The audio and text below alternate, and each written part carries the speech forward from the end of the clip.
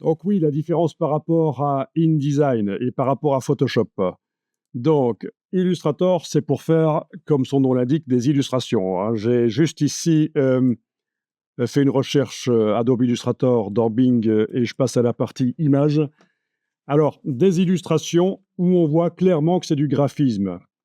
Donc, ce genre de choses, c'est clairement du graphisme. Il y a souvent des aplats, des dégradés, oui, mais on n'essaye pas de reproduire la réalité. Voilà, donc ça, c'est le genre de choses. euh, et donc, par rapport à la génération d'images par intelligence artificielle, il y a encore une place à prendre pour le graphiste de ce côté-là, parce qu'il y a des réductions, des simplifications de la réalité pour faire du graphisme que l'intelligence artificielle a peut-être encore du mal à faire, des idées, voilà, pour l'instant. Des motifs, bien sûr, on peut créer des motifs, c'est ce qu'on voit ici, hein. C'est le générateur de pattern, le gestionnaire de pattern, en tout cas de motifs de Illustrator. Donc, c'est vers ça qu'on va. Euh, pour faire des flyers, des posters, des illustrations, voilà, tout est possible. Mais c'est la tendance, hein, de faire des choses graphiques dans Illustrator où on voit clairement que c'est du graphisme, c'est du dessin. Et on appelle ça le dessin vectoriel parce que c'est avec des vecteurs, c'est avec des tracés faits avec la plume. Mais de plus en plus, on peut vraiment se passer de la plume pour faire du dessin parce qu'il y a plein d'autres techniques. Euh, voilà. Donc, vous avez de la chance parce que moi, j'essaye d'éviter de vous saouler avec la plume, mais il y a encore beaucoup de formations où on commence par ça. Utiliser la plume vectorielle de Illustrator. Alors qu'en fait, on peut faire du dessin, on peut faire des choses intéressantes dans Illustrator sans utiliser nécessairement la plume, parce qu'il y a d'autres choses qui existent, le crayon, le pinceau dans Illustrator, la vectorisation. Voilà, voilà. Donc, c'est vrai que dans les années 90, au début d'Illustrator, qui est quand même un vieux logiciel de 87, en fait, hein, dans les années 90, pour faire du graphisme, il fallait utiliser la plume pour dessiner les choses. Mais c'est un logiciel qui a beaucoup évolué. Vous voyez un peu son âge, hein. Donc, 87, c'est que ça date quand même. Voilà, voilà. Donc, alors, je reviens ici dans mon moteur de recherche et je vais ici taper Gradient Mesh. Juste pour vous montrer que dans Illustrator, il est possible de faire des choses plus réalistes sur base de photos. Donc ici, c'est un dessin vectoriel avec un système qui s'appelle les filets de dégradé, le Gradient Mesh. Il y en a qui s'en servent pour faire principalement voilà, des fruits, mais aussi, au départ de photos, on recrée du vectoriel. Donc là, on est dans l'hyper-réalisme. Voilà, ce genre de choses.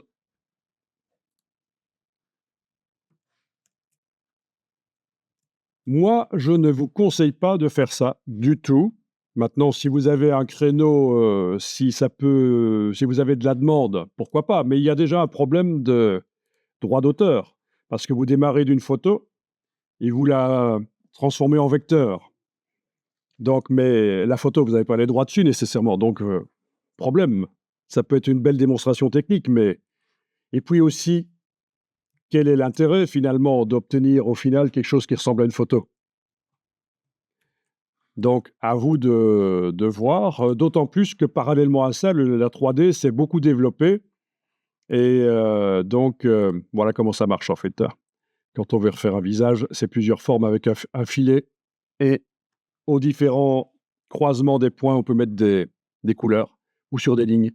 Donc, mais quel est l'intérêt? Voilà. Donc, je vous montre ça pour vous dire que oui, je vous ai dit qu'Illustrator, c'est pour faire du graphisme. On voit clairement que c'est du graphisme, mais vous allez trouver des choses où on vous explique comment faire de l'hyper-réalisme. Il faut avoir la clientèle pour ça. Oui, d'autant plus qu'à côté de ça, il y a la 3D qui se développe de plus en plus, hein, avec Adobe Dimension qui est intégré à la Creative Suite, qui permet de faire de la 3D avec des rendus de très haut niveau, du ray tracing, on appelle ça. du lancer de rayon, donc très réaliste. Voilà, donc à vous de voir. Et donc, par rapport à Photoshop, ce sont des vecteurs dans Illustrator. Ce sont des objets qu'on manipule, un peu comme dans InDesign, on superpose des objets, on les manipule. Voilà. Alors que dans Photoshop, ce seront plutôt des pixels, des champs de pixels, on appelle ça des bitmaps. Donc l'approche est complètement différente de Photoshop. Photoshop, ce sera plutôt pour faire des retouches photos, des créations avec des brushes complexes, avec des transparences.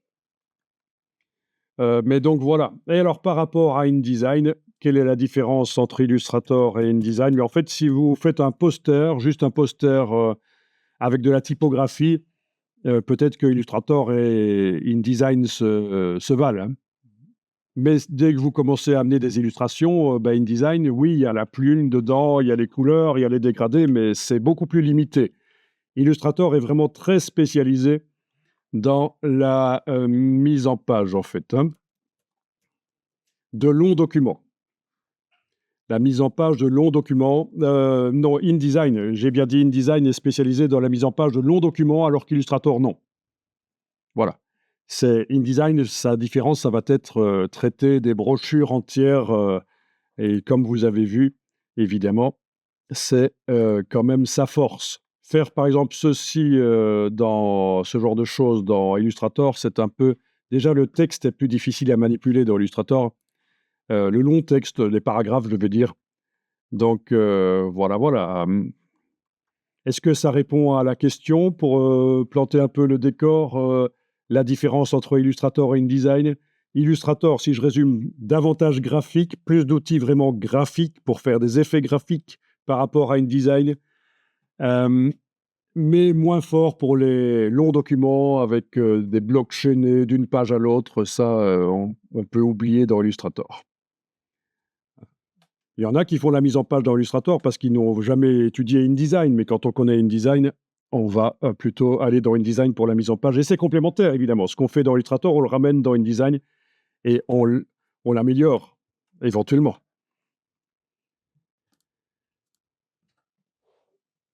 L'importance de se tenir à jour au niveau graphique et technique. Donc, moi qui ai quand même quelques années d'expérience dans le domaine et d'autres personnes qui sont dans un cas similaire à moi, on continue à se mettre à jour au niveau graphique et technique, c'est important, surtout que les choses n'arrêtent pas de bouger. Donc ici, je vous ai fait un lien direct vers une page, un article LinkedIn dans lequel j'ai répertorié 6 playlists. J'en ai beaucoup plus que ça, des playlists de veille, mais ça, c'est ce qui concerne Photoshop, Illustrator et InDesign. Pourquoi 6? Parce qu'il y a une playlist avec des choses en anglais et une playlist avec des choses en français. Parfois, il y a des vidéos qui se retrouvent dans les deux parce que ce sont des vidéos qui n'ont pas de commentaires, pas de son. Enfin, si, il y a de la musique, mais pas de paroles, donc je les mets dans les deux. Voilà pourquoi parfois certaines vidéos, on va les retrouver dans, par exemple, playlist Photoshop français, playlist Photoshop anglais, on aura la même vidéo. Donc ici, je vais vous montrer, parce qu'il y a des choses qui vont déjà vous intéresser par rapport à vos préoccupations. Donc je tape le raccourci, l'URL raccourci, et je tombe sur ceci. Donc là, un article LinkedIn que j'ai fait juste pour, comme c'est indiqué, développer vos compétences en complément à vos formations lambda. Donc voilà, Photoshop, ça c'est la version, la playlist avec les choses en anglais Photoshop. Donc les dernières doivent être sur le dessus. Oui, les dernières que j'ajoute sont sur le dessus. Donc il y a quand même 464 vidéos ici. Donc chaque fois que je vois quelque chose d'intéressant graphiquement ou techniquement, je le mets là-dedans, Photoshop en anglais. Et c'est avant tout pour moi. Donc je vous en fais profiter, mais je ne peux que vous inciter à vous-même faire votre propre veille technologique et graphique par quelque manière que ce soit. Il n'y a pas que YouTube.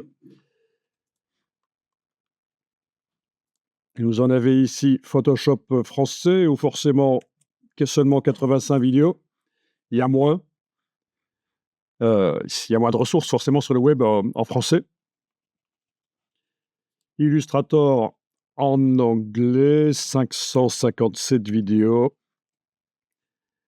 Avec la dernière que j'ai ajoutée hier, je pense, comment créer le look Vector Art avec Midjourney, donc l'intelligence artificielle qui normalement génère des pixels. Mais donc c'est le look Vector Art. Illustrator en français, et il y a beaucoup moins, 104 vidéos, c'est quand même pas mal. Donc il y en a des longues, il y en a des courtes, comme vous voyez.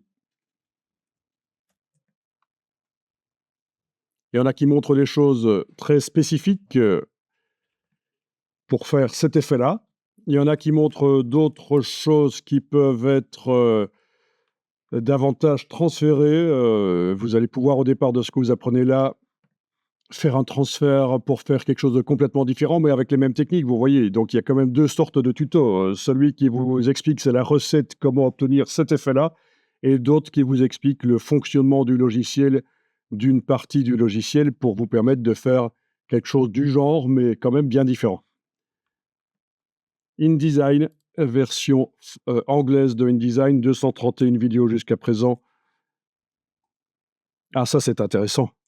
Par exemple, celle-là. Très intéressant. Satori Graphics fait des choses très bien. Il y a plein de gens là-dedans qui font des choses très bien.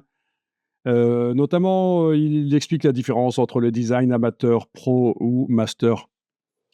Et c'est pas la seule vidéo qu'il a sur le sujet. C'est un des seuls quand même qui fait ce genre de choses. Expliquer le graphisme en indiquant comment on peut améliorer son graphisme pour que ce soit plus pro. Donc il y a toujours à apprendre, même moi, il n'y a pas de problème, j'apprends des choses. La version française InDesign, 26 vidéos. Alors je viens d'en ajouter qui sont intéressantes.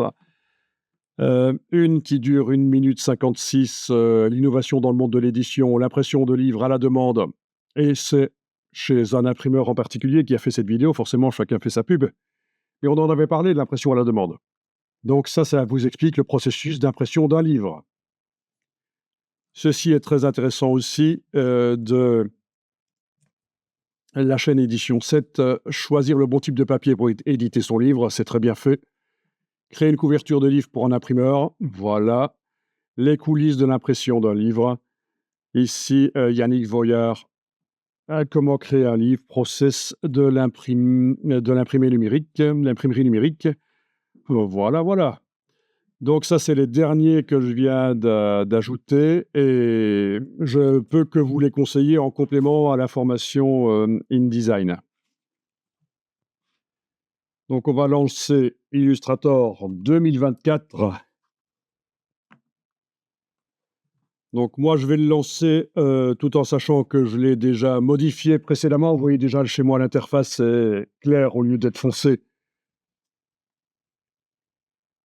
Shift tabulation, je me débarrasse des palettes de droite. Alors, la palette des outils, vous avez une palette des outils certainement avec moins d'outils. Donc, on va directement passer vers la palette des outils complète de Illustrator. Donc, en bas de la palette des outils, il y a différentes manières en fait de faire ce qui va être fait ici, mais je vous montre une manière. En bas de la palette des outils, vous avez 3 petits points. Donc, dans le bas de la palette des outils, les 3 petits points, on clique dessus, ça fait apparaître une palette. En haut à droite du panneau, il y a le menu du panneau et vous devriez être en avancé. Ensuite, il va falloir faire passer la palette des outils en 2 colonnes au lieu d'une parce que c'est plus clair pour gérer les petits échantillons de couleurs ici. J'aime autant l'avoir en 2 colonnes. Donc, autant que vous soyez synchro avec moi, ce sera plus facile pour trouver les outils pour la suite. Vous la faites passer aussi en 2 colonnes. Après, quand vous travaillerez seul, si vous préférez une colonne, c'est à vous de voir. Donc, on va créer un nouveau document. Il faut juste que je vous dise que si un jour vous voulez remettre à zéro Illustrator, c'est assez simple.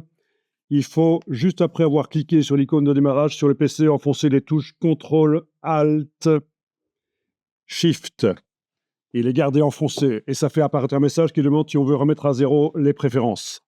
Ou alors, c'est encore plus simple maintenant, dans les préférences générales, vous avez un bouton, oui, vous pouvez cliquer, oui, vous pouvez cliquer sur lui, ça ne va pas avoir de conséquences. Quand même, non, ne cliquez pas sur lui parce qu'on va faire des modifications dans Illustrator. Et si vous cliquez maintenant sur lui, quand vous allez relancer Illustrator, il va se remettre à zéro.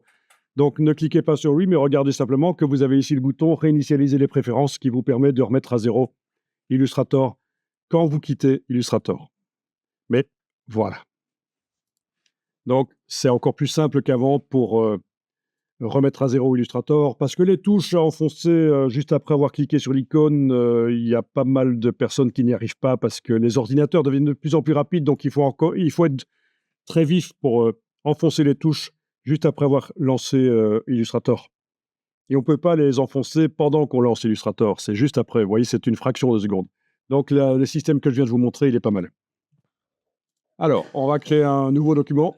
Oui, vous avez le panneau d'accueil, oui. Moi, je ne l'ai pas parce que dans les préférences générales, j'ai demandé de ne pas afficher le panneau d'accueil. Alors, c'est où en fait?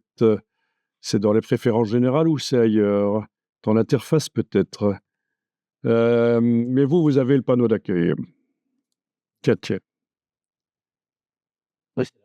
Afficher le panneau d'accueil. Ah oui, c'est ça, je l'ai décoché, forcément. Voilà, j'étais bête là, c'était le matin, je cherchais des choses cochées, mais je l'ai décoché, moi, oui. J'ai décoché afficher l'écran d'accueil si aucun document n'est ouvert. Voilà.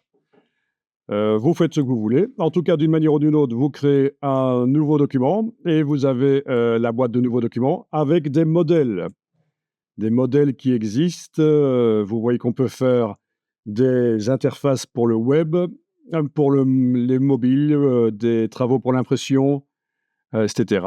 Donc nous, on va passer vers l'impression et puis après, plus tard, vous verrez si vous voulez démarrer de Canva qui ont des tailles différentes, genre iPhone, etc. Voilà, iPhone X, 8, etc. Ça, c'est pour le mobile. Pour le web, c'est des affichages d'écran type de moniteur, d'ordinateur. Donc voilà, on va pour l'impression. Et alors, on va faire un format lettre, pourquoi pas. Voilà, vous pouvez prendre les réglages tels qu'ils viennent là, créer.